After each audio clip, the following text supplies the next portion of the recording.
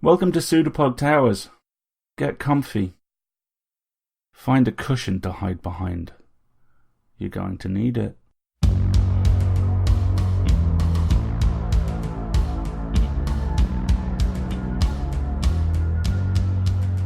Pseudopod, episode 560, September 15th, 2017. This week's story, Where the Summer Ends, by Karl Edward Wagner.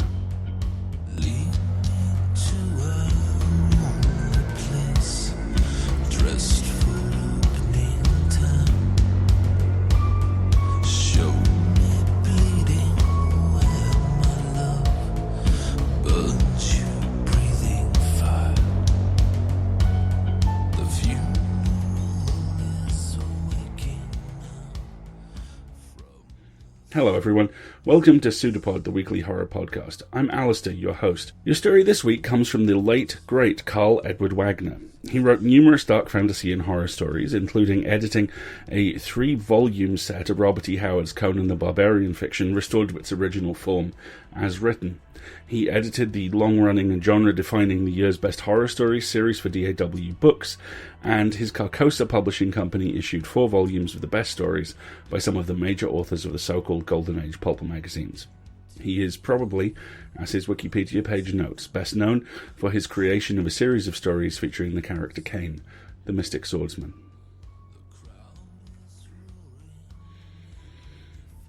Your reader this week is Anson Mount. Anson is perhaps best known for playing Cullen Bohannon on the AMC television series Hell on Wheels. Most recently, he has played the King of the Inhumans, Black Bolt, on the 8-episode ABC miniseries that premiered at IMAX Cinemas a couple of weeks ago as I write this.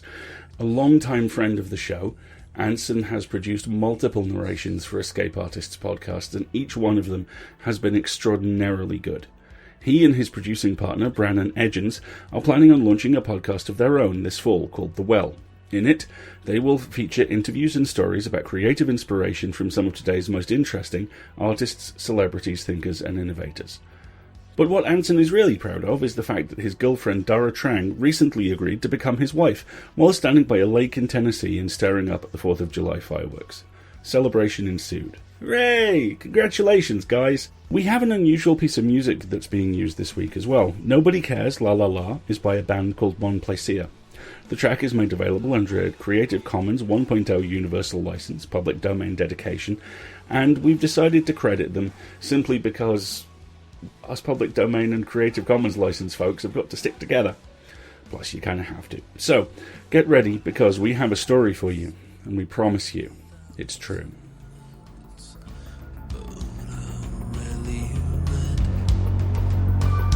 Your dress flows black.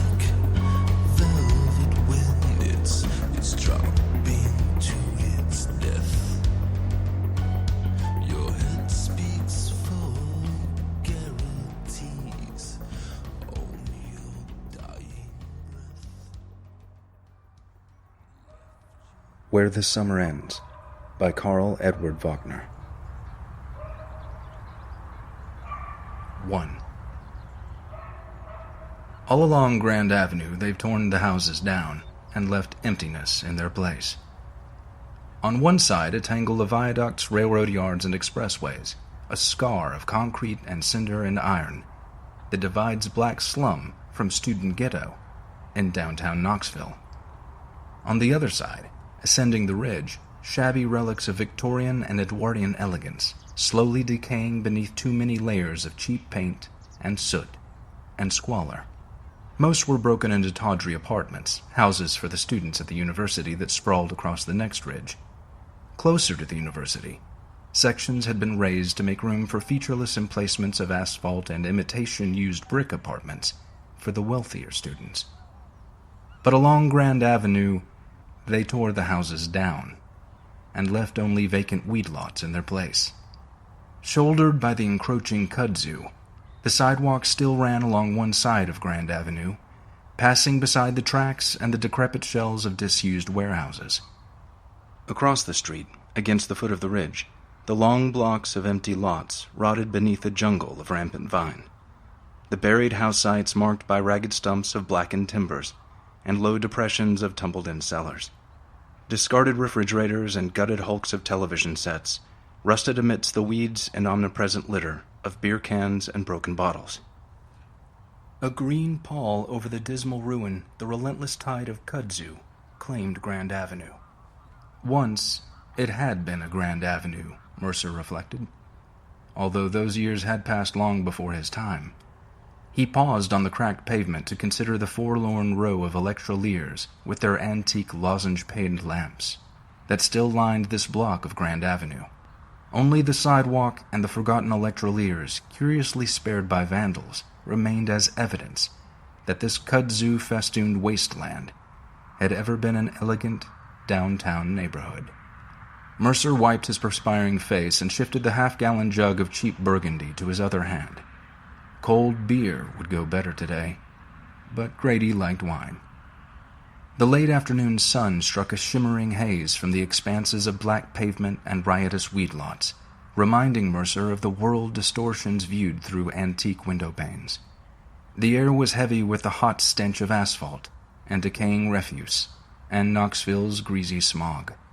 Like the murmur of fretful surf, afternoon traffic grumbled along the nearby expressway. As he trudged along the skewed paving, he could smell a breath of magnolia through the urban miasma. That would be the sickly tree in the vacant lot across from Grady's, somehow overlooked when the house there had been pulled down and the shrubbery uprooted, now poisoned by smog and strangled beneath the consuming masses of kudzu. Increasing his pace as he neared Grady's refuge, Mercer reminded himself that he had less than $20 for the rest of the month, and that there was a matter of groceries. Traffic on the Western Avenue Viaduct snarled overhead as he passed in the gloom beneath, watchful for the winos who often huddled beneath the concrete arches. He kept his free hand stuffed in his jeans pockets over the double-barreled .357 Magnum Derringer, carried habitually since a mugging a year ago. The area was deserted at this time of day, and Mercer climbed unchallenged past the rail yards and along the unfrequented street to Grady's house. Here, as well, the weeds buried abandoned lots, and the kudzu was denser than he remembered from his previous visit. Trailing vines and smothered trees arcaded the sidewalk, forcing him into the street. Mercer heard a sudden rustle deep beneath the verdant tangle as he crossed to Grady's gate, and he thought unpleasantly of the gargantuan rats he had glimpsed lying dead in gutters near here. Grady's house was one of the last few dwellings left standing in this waste. Certainly it was one of the only ones to be regularly inhabited. The other sagging shells of gaping windows and rotting board were almost too dilapidated even to shelter the winos and vagrants who squatted hereabouts. The gate resisted his hand for an instant, mired over with the fast-growing kudzu that had so overwhelmed the low fence, until Mercer had no impression whether it was of wire or pickets. Chickens flopped and scattered as he shoved past the gate. A brown and yellow dog, whose ancestry might once have contained a trace of German shepherds, growled from his post beneath the wooden porch steps.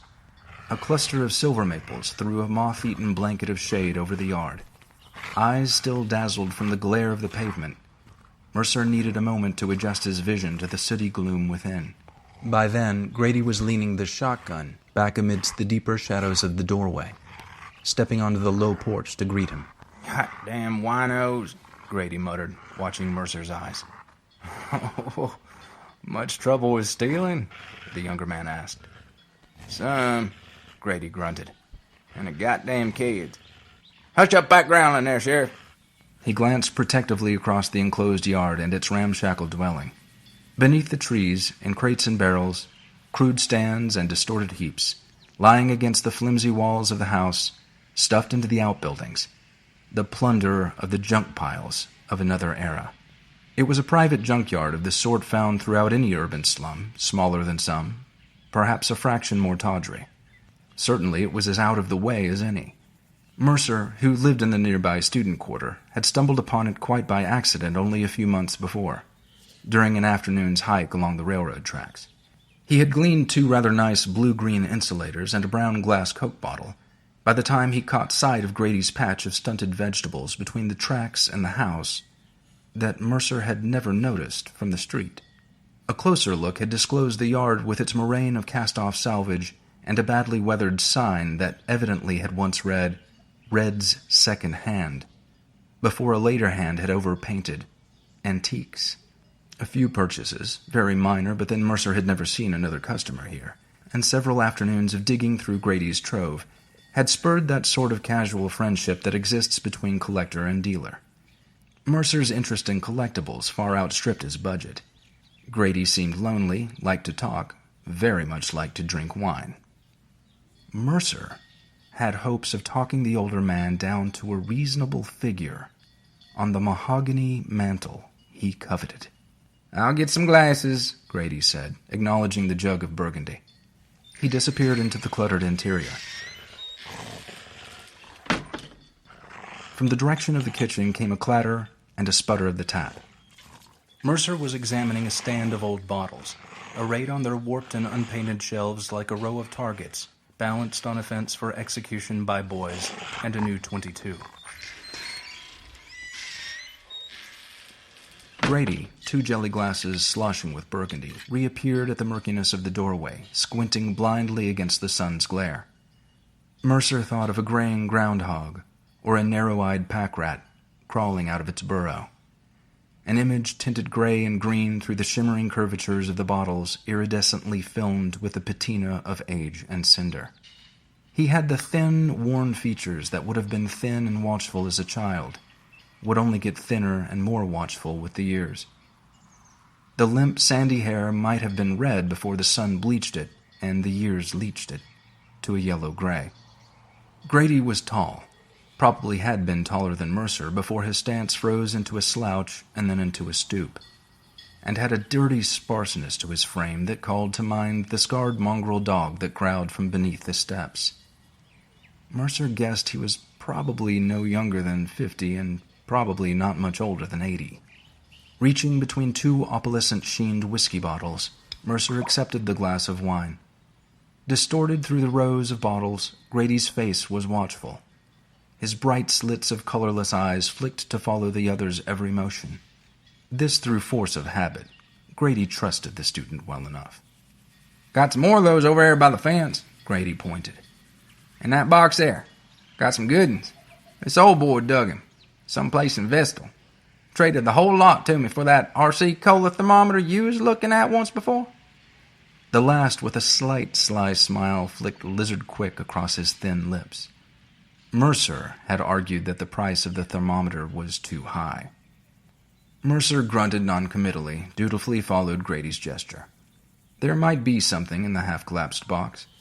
It was a mistake to show interest in any item you really wanted, he had learned. As he had learned that Grady's eyes were quick to discern the faintest show of interest. The too quick reach for a certain item, the wrong inflection in a casual, "How much?" might make the difference between 2 bits and $2 for a dusty book or a rusted skillet. The matter of the mahogany mantelpiece wanted careful handling. Mercer squatted beside the carton, stirring the bottles gingerly. He was heavy-set, too young and too well-muscled to be called beefy. Sporadic employment on construction jobs and a more or less adhered-to program of workouts kept any beer gut from spilling over his wide belt, and his jeans and tank top fitted him as snugly as the older man's faded work clothes hung shapelessly.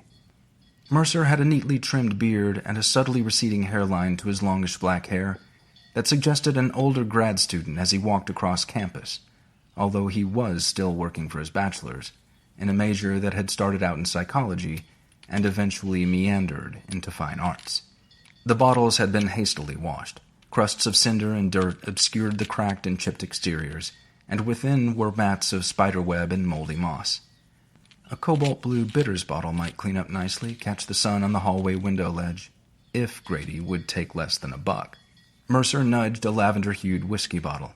"How much for these?" "I'll sell you the big ones for $2. Those little ones for $1.50. "I could dig 'em myself for free," Mercer scoffed. "These weed lots along Grand are full of old junk heaps." "Take anything in the box for $1, Ian," Grady urged him. "Only don't go poking around those goddamn weed lots. Under that kudzu. I wouldn't crawl into that goddamn vine for any money." "Snakes?" Mercer inquired politely. Grady shrugged, gulped the rest of his wine. "Snakes are worse. It was in the kudzu they found old Morny. Mercer tilted his glass. In the afternoon sun, the burgundy had a heady reek of hot alcohol, glinted like bright blood. The cops ever find out who killed him? Grady spat. Who gives a damn what happens to old winos? When they start slicing each other up like that, the cops had damn well better do something. Shit. Grady contemplated his empty glass, glanced toward the bottle on the porch. What do they know about knives? You cut a man if you're just fighting. You stab him if you want him dead. You don't slice a man up so there's not a whole strip of skin left on him. 2. But it had to have been a gang of winos, Linda decided. She selected another yellow flower from the dried bouquet, inserted it into the bitters bottle. I think that red one, Mercer suggested. Don't you remember that poor old man they found last spring, all beaten to death in an abandoned house? And they caught the creeps who did it to him. They were a couple of his old drinking buddies. And they never did find out why. That was over in Lonsdale, Mercer told her. Around here, the pigs decided it was the work of hippie dope fiends. Hassled a few street people, forgot the whole deal. Linda trimmed an inch from the dried stalk, jammed the red straw flower into the narrow neck. Stretching from her bare toes, she lifted the bitters bottle to the window shelf. The morning sun, spilling into the foyer of the old house, pierced the cobalt blue glass in an azure star. How much did you say it cost, John? She had spent an hour scrubbing at the bottle with the test tube brushes a former roommate had left behind. 50 cents, Mercer lied. I think what probably happened was that old Morny got mugged and the rats got to him before they found his body. That's really nice, Linda judged. Yeah, I mean, the bottle. Freckled arms akimbo, sleeves rolled up on an old blue work shirt, faded blue jeans, morning sun a nimbus through her whiskey-colored close curls, eyes 2 shades darker than the azure star. Mercer remembered the half-smoked joint on the hall balustrade, struck a match. God knows there are rats big enough to do that to a body down under the kudzu. I'm sure it was rats that killed Midnight last spring. Poor old tomcat, Linda mourned. She had moved in with Mercer about a month before it happened, remembered his stony grief when their search had turned up the mutilated cat. The city ought to clear off these weed lots. All they ever do is knock down the houses. Mercer got out between puffs. Condemn them so you don't have to fix them up again. Tear them down so the winos can't crash inside. Wasn't that what Morny was doing? Tearing them down, I mean? Sort of, Mercer coughed. He and Grady were partners. Grady used to run a second-hand store back before the neighborhood rotted much past the edges. He used to buy and sell salvage from the old houses when they started to go to seed. The last 10 years or so, after the neighborhood had completely deteriorated, he started working the condemned houses. Once a house is condemned, you pretty well have to pull it down, and that costs a bundle, either to the owner or, since usually it's abandoned property, to the city. Grady would work a deal where they'd pay him something to pull the house down, not very much, but he could have whatever he could salvage. And Grady would go over the place of Morny, haul off anything Grady figured was worth saving, and by the time he got the place, there usually wasn't much. Then Grady would pay Morny maybe $5 or $10 a day to pull the place down, taking out of whatever they'd paid him to do the job. And Morny would make a show of it, spend a couple weeks tearing out scrap, timber, and the like. Then, when they figured they'd done enough, Morny would set fire to the shell. By the time the fire trucks got there, there'd just be a basement full of coals. Firemen would spray some water, blame it on the winos, forget about it. The house would be down, so Grady was clear of the deal. And the kudzu would spread over the empty lot in another year. Linda considered the roach, snuffed it out, and swallowed it. Waste not, want not. Lucky they never burned the whole neighborhood down. Is that how Grady got that mantle you've been talking about? Probably. Mercer followed her into the front parlor. The mantle had reminded Linda that she wanted to listen to a record. The parlor, they used it as a living room, was heavy with stale smoke and flat beer and the pungent odor of Brother Jack's barbecue. Mercer scowled at the litter of empty Rolling Rock bottles, crumpled napkins, and sauce-stained rinds of bread. He ought to clean up the house today while Linda was in a domestic mood, but that meant they'd have to tackle the kitchen, and that was an all-day job. And he'd wanted to get her to pose while the sun was right in his upstairs studio. Linda was having problems deciding on a record. It would be one of hers, Mercer knew, and hoped it wouldn't be Dylan again. She had called his own record library one of the wildest collections of curiosa ever put on vinyl. After half a year of living together, Linda still thought resurrected radio broadcasts of The Shadow were a camp joke. Mercer continued to argue that Dylan couldn't sing a note. Withal, she always paid her half of the rent on time. Mercer reflected that he got along with her better than with any previous roommate, and while the house was subdivided into a 3-bedroom apartment, they never advertised for a third party. The speakers, bunched on either side of the hearth, came to life with a scratchy Fleetwood Mac album.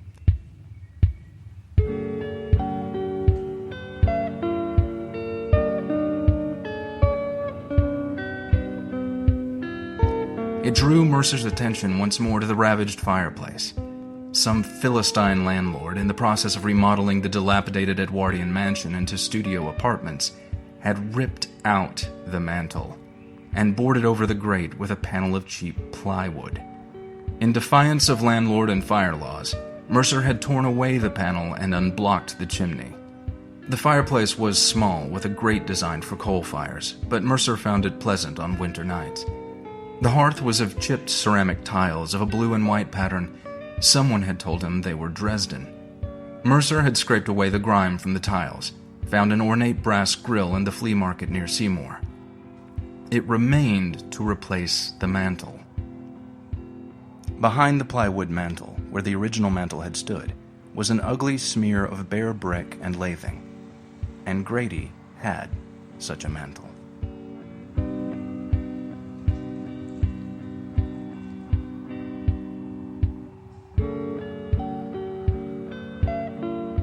We ought to straighten up in here, Linda told him. She was doing sort of a half dance around the room, scooping up debris and singing a line to the record every now and then. I was wondering if I could get you to pose for me this morning. Hell, it's too nice of a day to stand around your messy old studio. Just for a while the sun's right. If I don't get my picture studies handed in by the end of the month, I'll lose my incomplete. Christ, you've only had all spring to finish them. We can run down to Grady's afterward. You've been wanting to see the place. And the famous mantle? Perhaps, if the two of us work on him.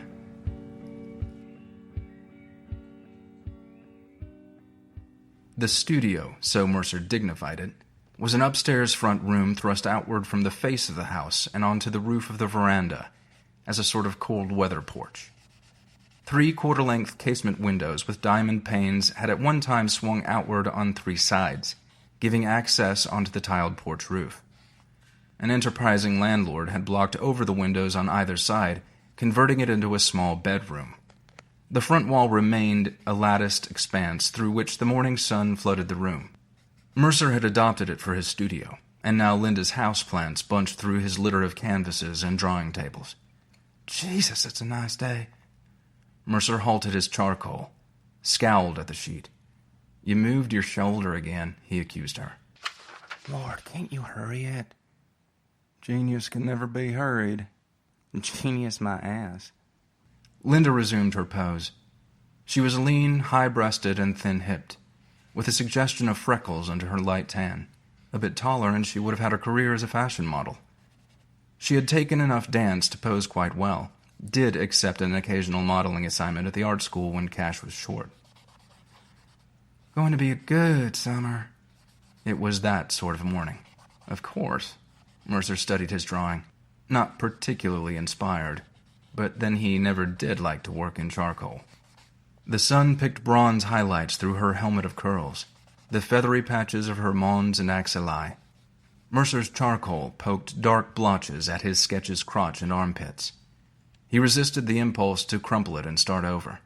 Part of the problem was that she persisted in twitching to the beat of the music that echoed lazily from downstairs. She was playing that Fleetwood Mac album to death. Had left the changer arm askew so that the record would repeat until someone changed it. It didn't help him to concentrate, although he'd memorized the record to the point he no longer needed to listen to the words. I've been alone all the years, so many ways to count the tears. I'll never change, I never will. I'm so afraid the way I feel. Days when the rain and the sun are gone, black as night, agony's torn at my heart too long. So afraid, slipping, I fall and I die. When he glanced at her again, something was wrong. Linda's pose was no longer relaxed. Her body was rigid, her expression tense. "What is it?"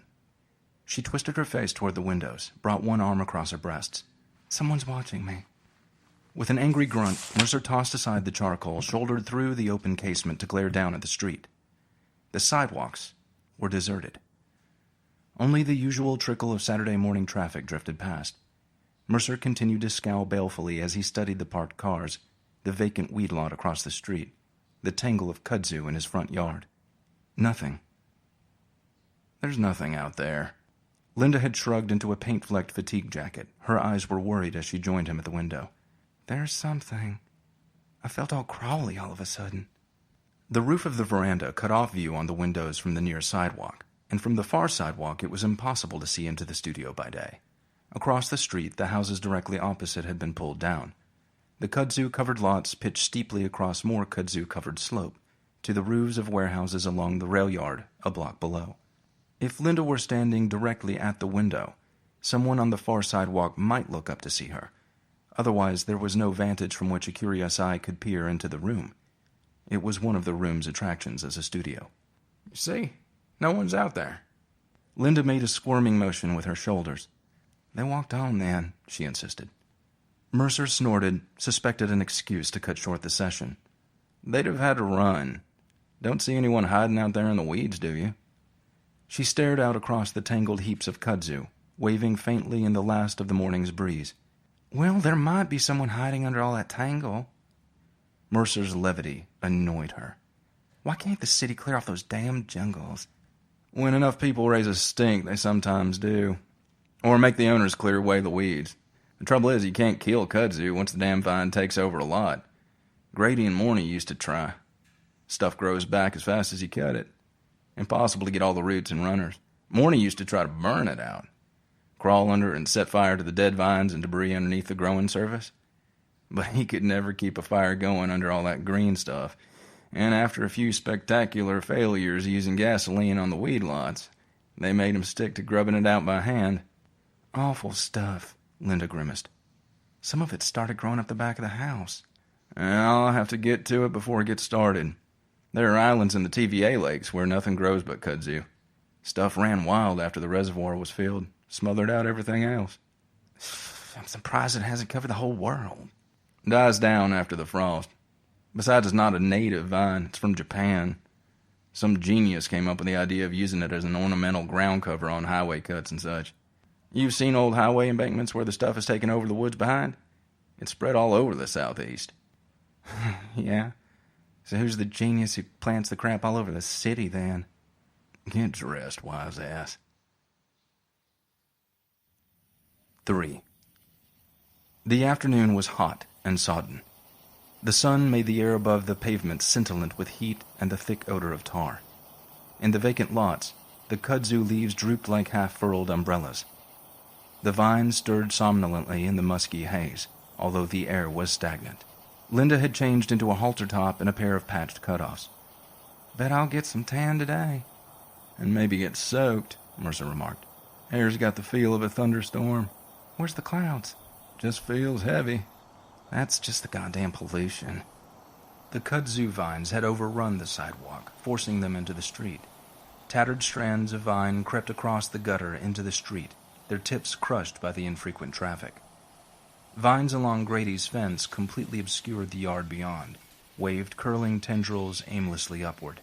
In weather like this, Mercer reflected, you could just about see the stuff grow. The gate hung again at first push. Mercer shoved harder, tore through the coils of vine that clung there. "Who's that?" The tone was harsh as a saw blade hitting a nail. "John Mercer, Mr. Grady. I brought a friend along." He led the way into the yard.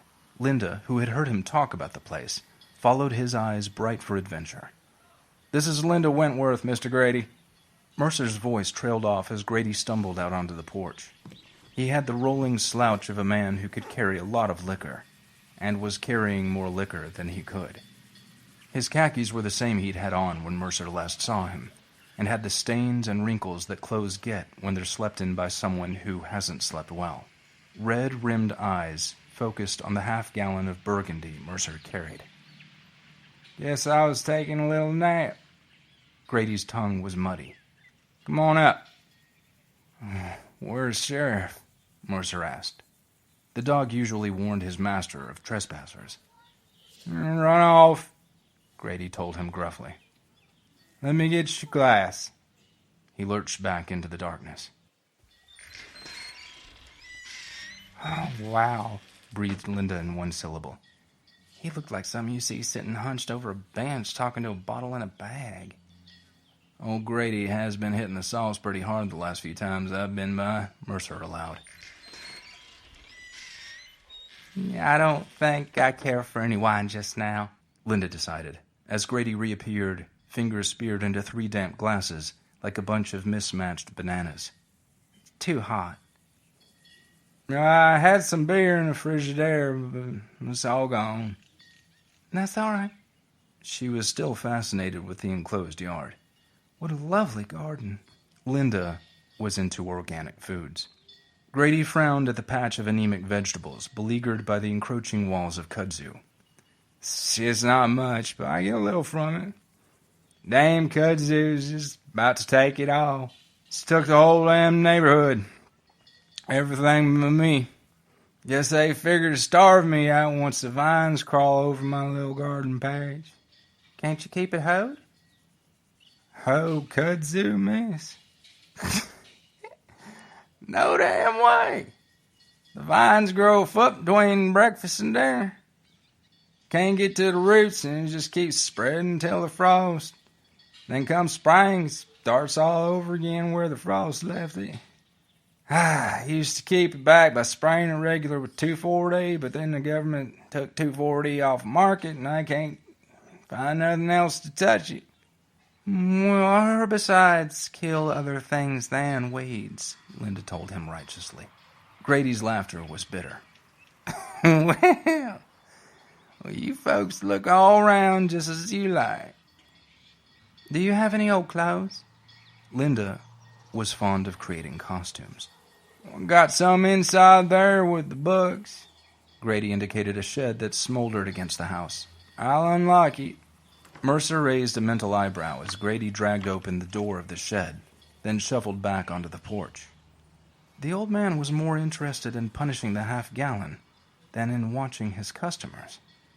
He left Linda to poke through the dusty jumble of warped books and faded clothes, stacked and shelved and hung and heaped, within the tin-roofed musty darkness. Instead, he made a desultory tour about the yard, pausing now and again to examine a heap of old hubcaps, a stack of salvaged window frames, or a clutter of plumbing and porcelain fixtures. His deviousness seemed wasted on Grady today. The man remained slumped in a broken-down rocker on his porch, staring at nothing. It occurred to Mercer that the loss of Sheriff was bothering Grady. The old yellow watchdog was about his only companion after Morney's death.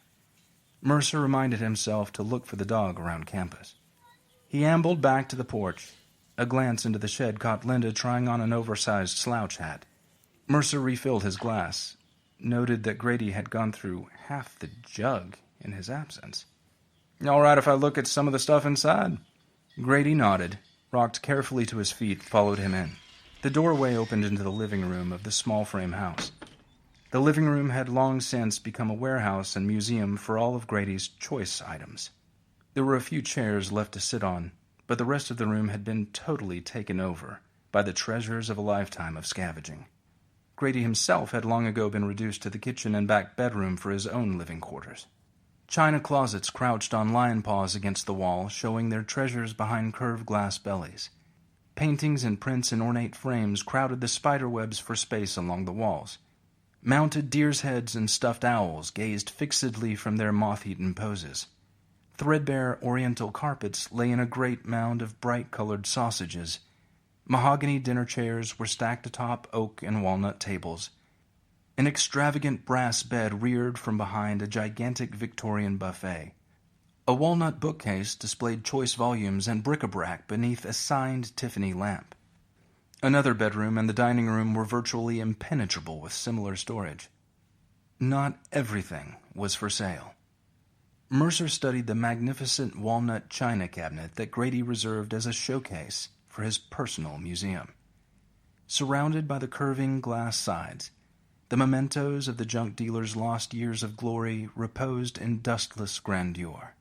Faded photographs of men in uniforms, inscribed snapshots of girls with pompadours and padded shoulder dresses, odd items of military uniform, medals and insignia, a brittle silk square emblazoned with the rising sun.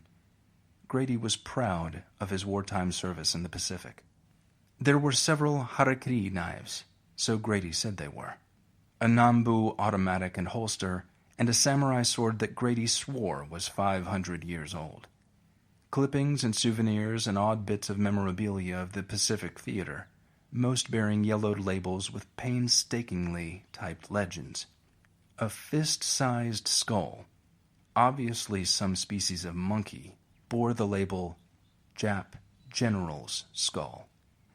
Well, that general would have had a muzzle like a possum, Mercer laughed. Did you find it in Japan? Bought it during the occupation, Grady muttered. From one little nip. Said it come from a mountain devil. Despite the heroic-sounding labels throughout the display, flag taken from captured Jap officer. Mercer guessed that most of the mementos had indeed been purchased while Grady was stationed in Japan during the occupation. Mercer sipped his wine and let his eyes drift about the room. Against one wall leaned the mahogany mantel, and he must have let his interest flicker in his eyes. I see you're still interested in the mantel, Grady slurred, mercantile instincts rising through his alcoholic lethargy. Well, I see you haven't sold it yet. Grady wiped a trickle of wine from his stubbled chin. Y'all give me $150 for it. Or I'll keep it until I can give me more. Seen one like it not half as nice going for $200. Place off Chapman Pike. They catch the tourists from Gatlinburg, Mercer sneered. The mantel was of African mahogany, Mercer judged, darker than the reddish Philippine variety. For a miracle, only a film of age-blackened lacquer obscured the natural grain. Mercer had spent untold hours stripping layers of cheap paint from the mahogany panel doors of his house. It was solid mahogany, not a veneer. The broad panels that framed the fireplace were matched from the same log, so that their grains formed a mirror image. The mantelpiece itself was wide and sturdy, bordered by a tiny balustrade. Above that stretched a fine beveled mirror, still perfectly silvered, flanked by lozenge-shaped mirrors on either side. Ornately carved mahogany candlesticks jutted from either side of the mantelpiece, so that a candle flame would reflect against the beveled lozenges. More match-grained panels continued ceilingward above the mirrors, framed by a second balustraded mantel shelf across the top. Mercer could just about touch it at fullest stretch. Exquisite, and easily worth Grady's price. Mercer might raise $100 of it, if he gave up eating and quit paying rent for a month or 3. Well, I won't argue it's a beauty, he said, but a mantel isn't just something you can buy and take home under your arm, brush it off and stick it in your china closet. That's furniture. A thing like this mantel is only useful if you got a fireplace to match it with. You think so? Grady scoffed. Had a lady in here last spring, fine big house out in West Knoxville. Says she'd like to antique it with one of those paint kits and fasten it against a wall for a stand to display her plants. Wanted to talk me down to $125 though, and I said no ma'am. Linda's scream ripped like tearing glass. Mercer spun, was out the door and off the porch before he quite knew he was moving. "Linda!" She was scrambling backward from the shed, silent now, but her face ugly with panic. Stumbling, she tore a wrinkled flannel jacket from her shoulders. With revulsion, threw it back into the shed. "Rats!" She shuddered, wiping her hands on her shorts. "In there, hunt of clothes, a great big one. Oh, Jesus!" But Grady had already burst out of his house, shoved past Mercer, who had pulled up short to laugh. The shotgun was a rust and blue blur as he lunged past Linda. The shed door slammed to behind him. "Oh, Jesus!" The boom of each barrel megaphoned by the confines of the shed, and in the finger twitch between each blast, the shrill chitter of pain. "John!" Then the hysterical cursing from within, and a muffled stomping.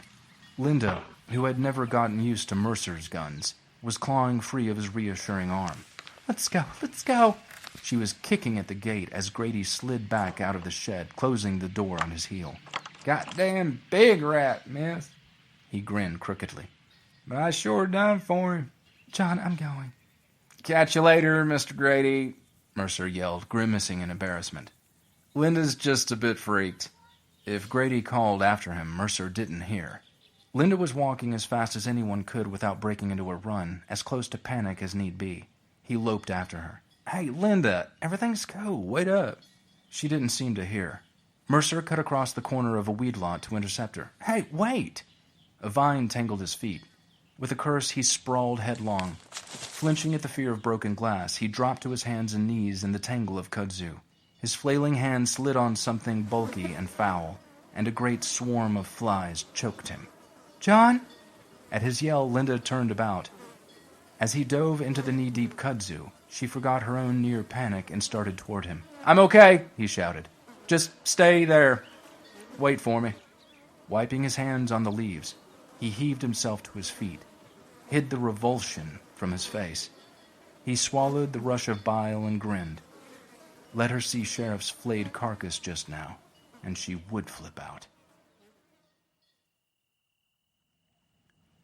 4. Mercer had drawn the curtains across the casement windows, but Linda was still reluctant to pose for him. Mercer decided she had not quite recovered from her trip to Grady's. She sneered at the unshaded floor lamp. "You and your morning sunlight." Mercer batted at him off. "In the morning, we'll be off in the mountains." This, the bribe for her posing. "I want to finish these damn figure studies while I'm still in the mood." She shivered, listened to the nocturnal insects beat against the curtained panes.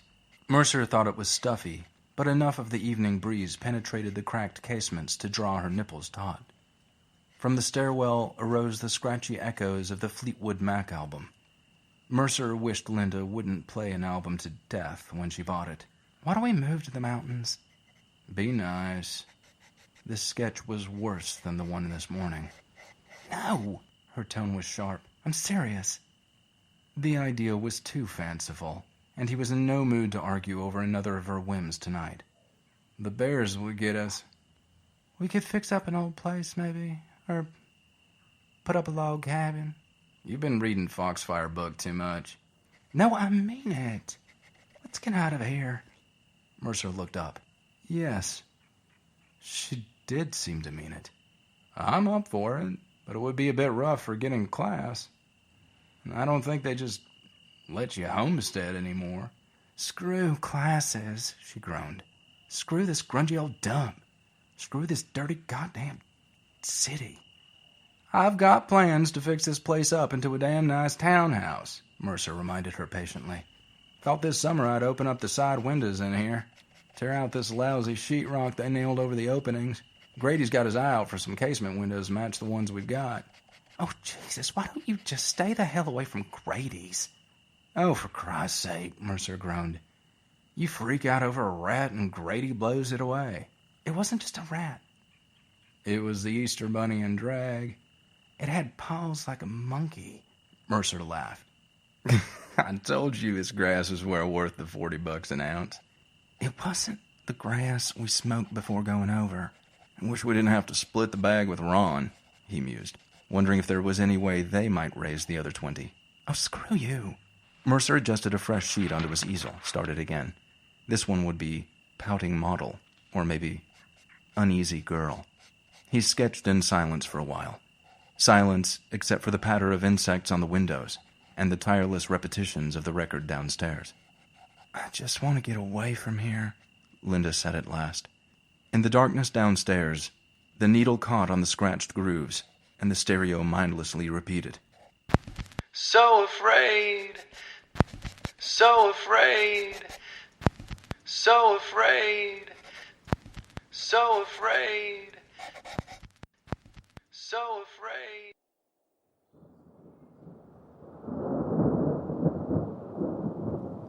By 1 a.m., the heat lightning was close enough to suggest a ghost of thunder, and the night breeze was gusting enough to billow the curtains. His sketches finished, at least as far as he cared. Mercer rubbed his eyes and debated closing the windows before going to bed. If a storm came up, he'd have to get out of bed in a hurry. If he closed them and it didn't rain, it would be too muggy to sleep. Mechanically, he reached for his coffee cup, frowned glumly at the drowned moth that floated there. The phone was ringing. Linda was in the shower. Mercer trudged downstairs and scooped up the receiver. It was Grady, and from his tone, he hadn't been drinking milk. John, I'm sure as hell sorry about giving your little lady a fright this afternoon. No problem, Mr. Grady.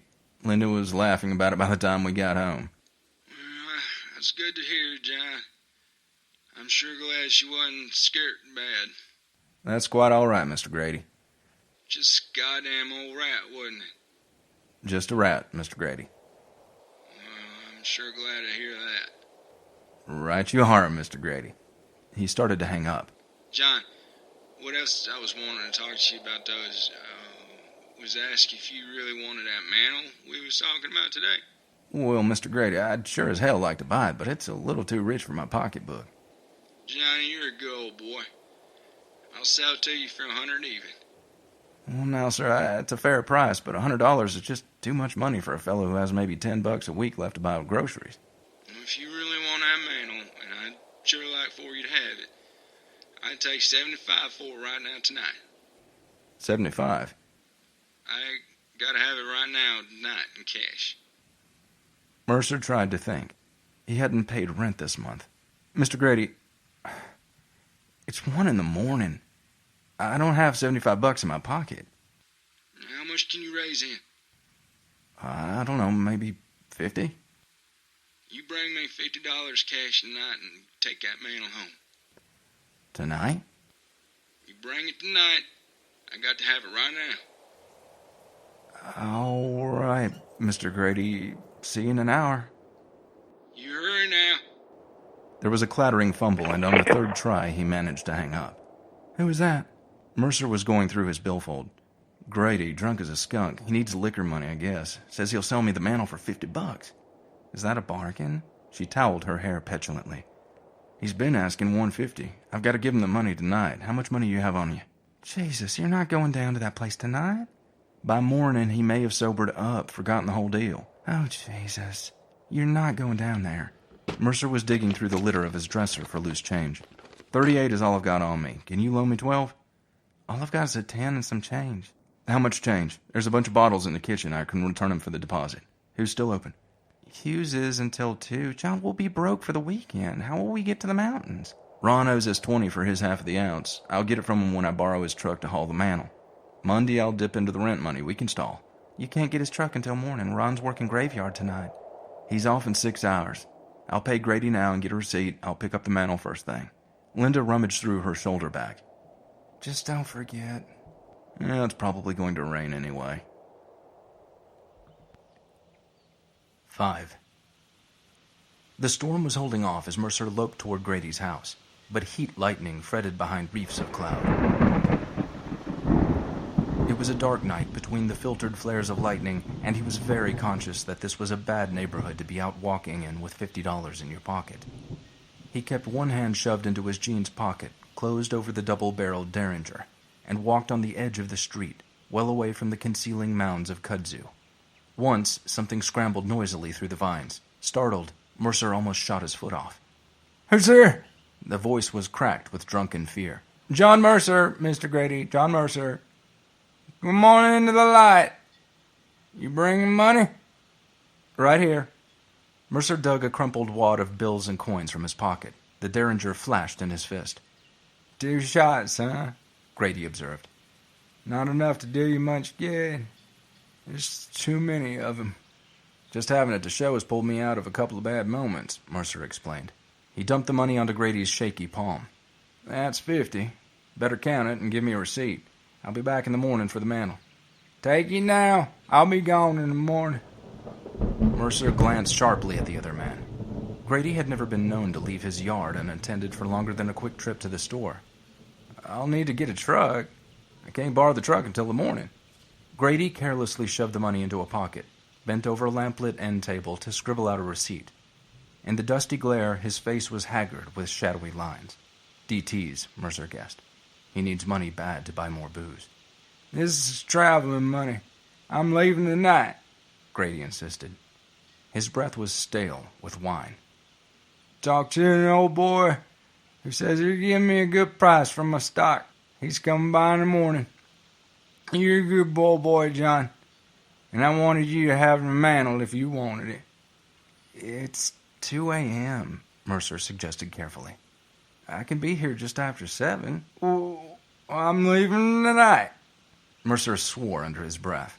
There was no arguing with Grady in his present state, and by morning the old man might have forgotten the entire transaction. Selling out and leaving? Impossible. This yard was Grady's world, his life. Once he crawled up out of his binge, he'd get over the willies and not remember a thing from the past week. How about if I borrow your truck? I'm taking it. Well, I won't be 10 minutes with it. Mercer cringed to think of Grady behind the wheel just now. Eventually, he secured Grady's key to the aged Studebaker pickup in return for his promise to return immediately upon unloading the mantle. Together, they worked the heavy mahogany piece onto the truck bed, Mercer fretting at each threatened scrape against the rusted metal. Care to come along and help unload? Mercer invited. I got a bottle at the house. Grady refused the bait. I got things to do before I go. You just get back here as soon as you're finished.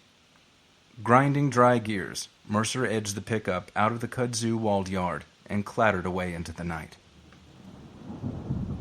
The mantle was really too heavy for the two of them to move. Mercer could handle the weight easily enough, but the bulky piece needed 2 people. Linda struggled gamely with her end, but the metal scraped and scuffed as they lowered it from the truck bed and hauled it into the house. By the time they had finished, they both were sticky and exhausted from the effort. Mercer remembered his watch. Christ, it's 2:30. I've got to get this heap back to Grady. Why don't you wait till the morning? He's probably passed out cold by now. I promised to get right back to him. Linda hesitated at the doorway. Wait a second, I'm coming.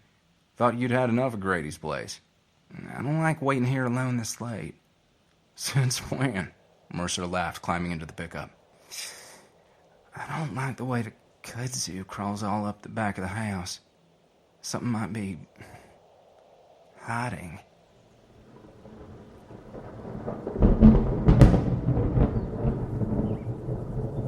Grady didn't pop out of his burrow when they rattled into his yard. Linda had been right, Mercer reflected. The old man was sleeping it off. With a pang of guilt, he hoped his $50 wouldn't go toward extending this binge. Grady had really looked bad tonight. Maybe he should just look in on him tomorrow afternoon, get him to eat something.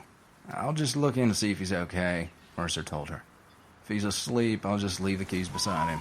Leave them in the ignition, Linda argued. Let's just go. It won't take a minute. Linda swung down from the cab and scrambled after him. Fitful gushes of heat lightning spilled across the crowded yard, picking out the junk-laden stacks and shelves, crouched in fantastic distortions, like a Dante-esque vision of hell. The darkness in between bursts was hot and oily, heavy with moisture, and the subdued rumble of thunder seemed like gargantuan breathing. Be lucky to make it back before this hits, Mercer grumbled. The screen door was unlatched. Mercer pushed it open. Mr. Grady, he called softly, not wishing to wake the old man, but remembering the shotgun. Mr. Grady, it's John. Within, the table lamps shed a dusty glow across the cluttered room. Without, the sporadic glare of heat lightning popped on and off like a defective neon sign. Mercer squinted into the pools of shadow between cabinets and shelves. Bellies of curved glass, shoulders of polished mahogany, smoldered in the flickering light. From the walls, Glass eyes glinted watchfully from the mounted deer's heads and stuffed birds. "Mr. Grady!" "John, leave the keys and let's go." "I'd better see if he's all right." Mercer started toward the rear of the house, then paused a moment. One of the glass-fronted cabinets stood open. It had been closed when he was here before. Its door snagged out into the cramped aisle space. Mercer made to close it as he edged past. It was the walnut cabinet that housed Grady's wartime memorabilia, and Mercer paused as he closed it, because one exhibit was noticeably missing. That of the monkey-like skull that was whimsically labeled Jap General's Skull. "Mr. Grady!" "Phew." Linda crinkled her nose. "He's got something scorching on the stove." Mercer turned into the kitchen. An overhead bulb glared down upon a squalid confusion of mismatched kitchen furnishings. Stacks of chipped, unwashed dishes, empty cans and bottles, scattered remnants of desiccated meals. Mercer winced at the thought of having drunk from these same grimy glasses. The kitchen was deserted. On the stove, an overheated saucepan boiled gouts of sour steam, but for the moment, Mercer's attention was on the kitchen table. A space had been cleared by pushing away the debris of dirty dishes and stale food. In that space reposed a possum-jawed monkey's skull with the yellowed label, Jap General's Skull. There was a second skull beside it on the table. Except for a few clinging tatters of dried flesh and greenish fur, the other was bleached white by the sun. This skull was identical to Grady's Japanese souvenir, a high-domed skull the size of a large clenched fist, with a jutting, sharp-toothed muzzle. A baboon of some sort, Mercer judged, picking it up. A neatly typed label was affixed to the occiput. Unknown animal skull, found by Fred Morney on Grand Avenue, Knoxville, Tennessee, 1976. "Someone lost a pet," Mercer mused, replacing the skull and reaching for the loose paper label that lay beside the two relics. Linda had gone to the stove to turn off its burner. "Oh, God," she gagged, recoiling from the steaming saucepan. Mercer stepped across to the stove, followed her sickened gaze. The water had boiled low in the saucepan, scorching the repellent broth in which the skull simmered. It was a third skull, baboon-like, identical to the others. "He's eating rats," Linda retched. "No," Mercer said dully, glancing at the freshly typed label he had scooped from the table. "He's boiling off the flesh so he can exhibit the skull." For the carefully prepared label in his hand read, Kudzu Devil Skull, shot by Red Grady and Yard, Knoxville, Tennessee, June 1977. "John, I'm going. This man's stark crazy." "Just let me see if he's all right," Mercer insisted. "Or go back by yourself." "God, no." He's probably in his bedroom then. Fell asleep while he was working on this. Mercer wasn't sure what to call it. The old man had seemed a bit unhinged these last few days. The bedroom was in the other rear corner of the house, leading off from the small dining room in between. Leaving the glare of the kitchen light, the dining room was lost in shadow. No one had dined in here for years, obviously, for the area was another of Grady's storerooms, stacked and double-stacked with tables, chairs, and bulky items of furniture. Threading his way between the half-seen obstructions, Mercer gingerly approached the bedroom door, a darker blotch against the opposite wall. "Mr. Grady! It's John Mercer!" He thought he heard a weak groan from the darkness within. "It's John Mercer, Mr. Grady," he called more loudly. "I brought your keys back. You all right?" "John, let's go." "Shut up, damn it!" Thought I heard him try to answer. He stepped toward the doorway. An object rolled and crumpled under his foot. It was an empty shotgun shell. There was a strange, sweet, sour stench that tugged at Mercer's belly, and he thought he could make out the shape of a body sprawled half out of the bed. "Mr. Grady?" This time, a soughing gasp, too liquid for a snore. Mercer groped for a wall switch, located it, snapped it back and forth. No light came on. "Mr. Grady!" Again, a bubbling sigh. "Get a lamp, quick," he told Linda. "Let him alone, for Christ's sake." "Damn it! He's passed out and thrown up. He'll strangle in his own vomit. We don't help him." "He had a big flashlight in the kitchen." Linda whirled to get it, anxious to get away. Mercer cautiously made his way into the bedroom, treading with care, for broken glass crunched under his foot. The outside shades were drawn and the room was swallowed in inky blackness, but he was certain he could pick out Grady's comatose form lying across the bed. Then Linda was back with the flashlight.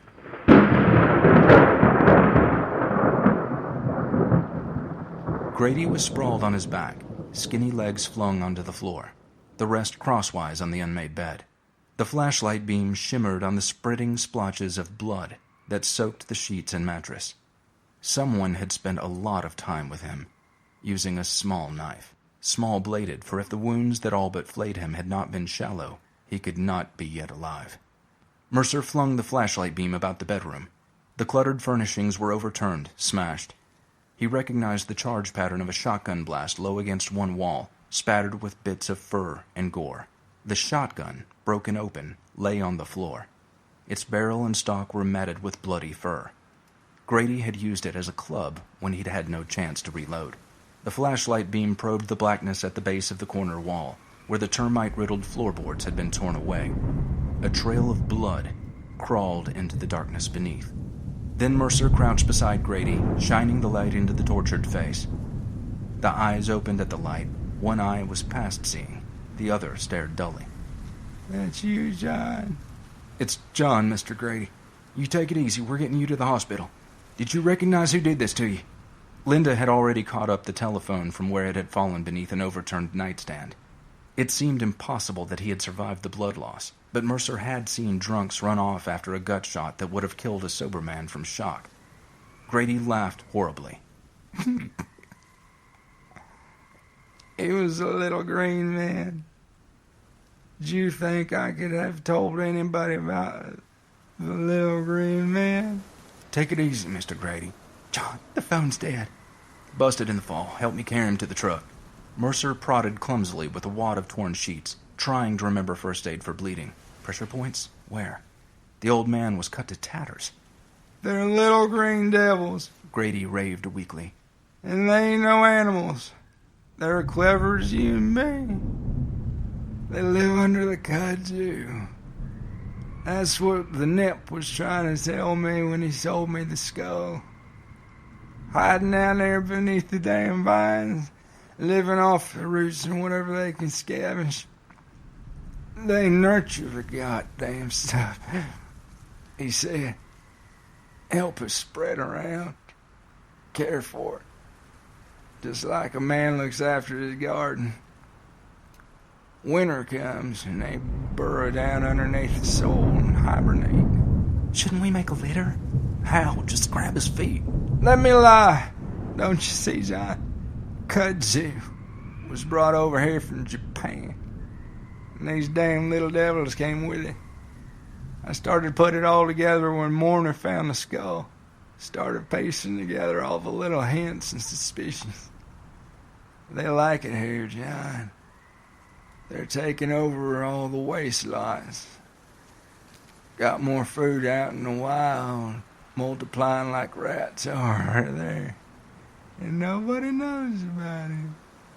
Grady's hysterical voice was growing weaker. Mercer gave up trying to bandage the torn limbs. Just take it easy, Mr. Grady. We're getting you to a doctor. Too late for a doctor. You scared them off. But they done for me. Just like they done for old Morny. They're smart, John. That's what I didn't understand in time. They're smart little devils. They know that I was figuring on him. Started spying on me. Creeping in to see what I knew.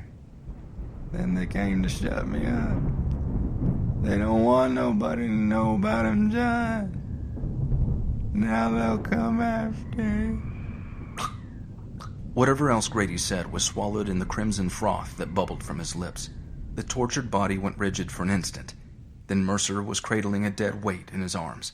Clumsily, he felt for a pulse, realized the blood was no longer flowing in weak spurts. I think he's gone. Oh, God, Sean. The police will think we did this. Not if we report it first. Come on, we'll take the truck. And just leave him here? He's dead. This is a murder. Best not disturb things any more than we have.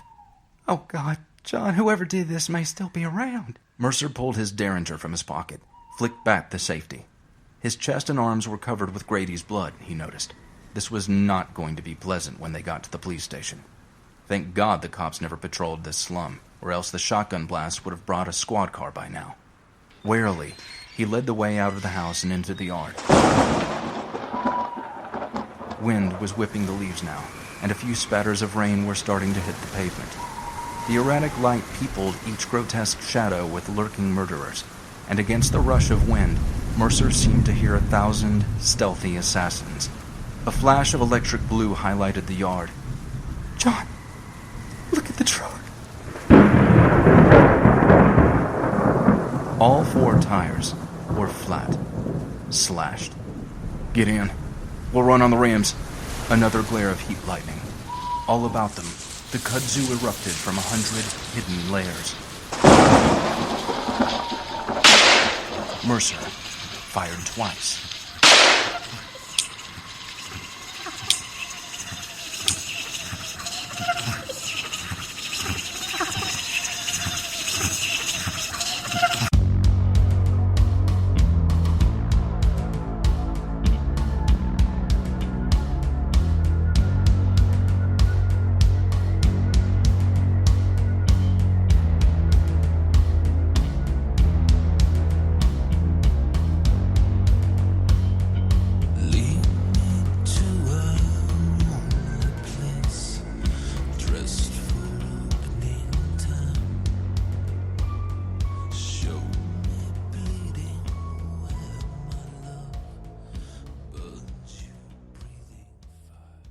You know that old saw about science fiction is what you're pointing at when you say, that's science fiction?